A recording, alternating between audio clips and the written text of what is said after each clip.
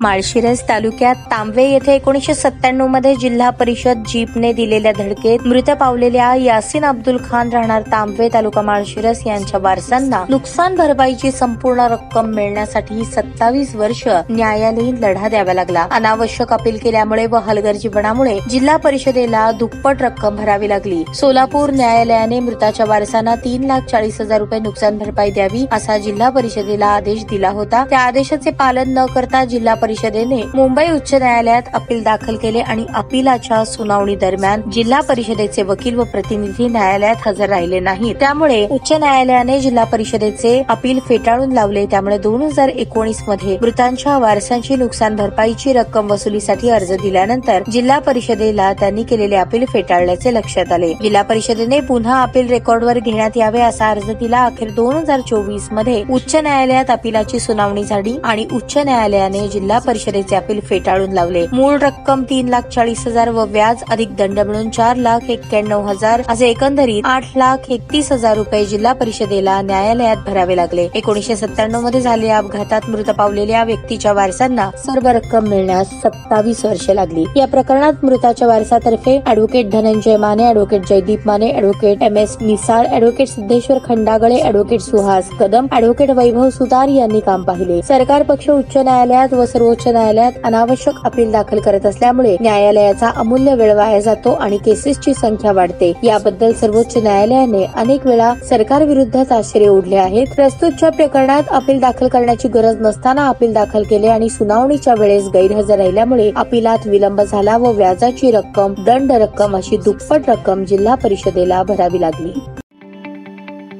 ताज्या बातम्या पाहण्यासाठी प्राईम महाराष्ट्र न्यूज चॅनलला सबस्क्राईब करा।